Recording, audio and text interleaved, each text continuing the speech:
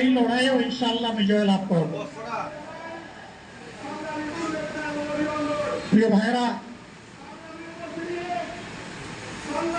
জামাত ইসলামী যে প্রমাণ কি? হ্যাঁ, প্রথম প্রমাণ হচ্ছে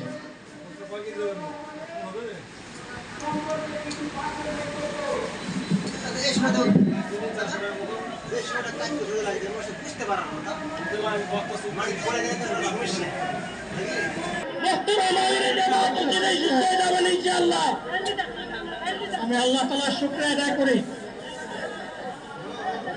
আল্লাহ তাআলার শুকরিয়া আদায় করি আবার আপনাদের সামনে দাঁড়াতে পেরেছি। আমি বলেছিলাম,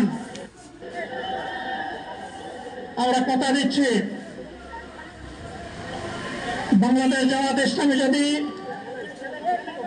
আল্লাহ তাআলার মেহেরবানি এবং সরকার জনগণের ভালোবাসা নিয়ে সরকার গঠন করে,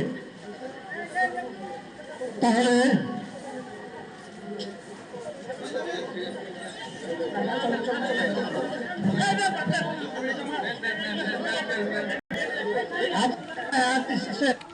অব্যাহত থাকবে। বলছিলাম, জামাতে ইসলামী যদি আল্লাহর ইচ্ছা এবং জনগণের ভালোবাসায় বাংলাদেশের মানুষের সেবা করার সুযোগ পায়, তাহলে মালিক হবে না, সেবক হবে ইনশাআল্লাহ।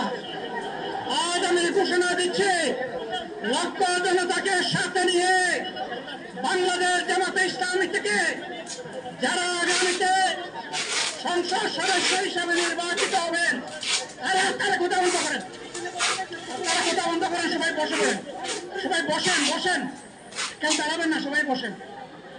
যদি আল্লাহর ইচ্ছায় জনগণের ভালোবাসায় বাংলাদেশ জামাতে ইসলামী থেকে সংসদ সদস্যরা নির্বাচিত হয়ে সরকার গঠন করেন, তাহলে কোন এমপি, কোন মন্ত্রী আগামীতে সরকার কিন্তু ভোট গ্রহণ করবে না।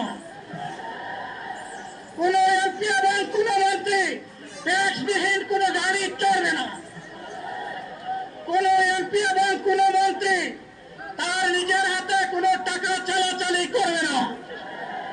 কোন এমপি এবং কোন মন্ত্রী যদি তার নির্দিষ্ট কোন কাজের জন্য বরাদ্দ পেয়ে থাকেন, কাজ শেষ হওয়ার সাথে সাথে বাংলাদেশের 18 কোটি মানুষের কাছে তারা তার প্রতিবেদন তুলে ধরতে বাধ্য হবেন। সম্মানিত বন্ধুগণ, চাঁদা আমরা নিব না, দুর্নীতি আমরা করব না, চাঁদা আমরা নিতে দেব না, দুর্নীতি আমরা সহ্য করব না। এই বাংলাদেশটাই আমরা দেখতে চাই। যুবকদেরকে আমরা স্পষ্ট ভাষায় বলতে চাই, বন্ধুগণ, তোমাদের সাথে আমরা আছি। আমি আজকে জামাতের আমির হিসাবে এখানে কথা বলতে আসিনি। আমি এসেছি বাংলাদেশের 18 কোটি মানুষের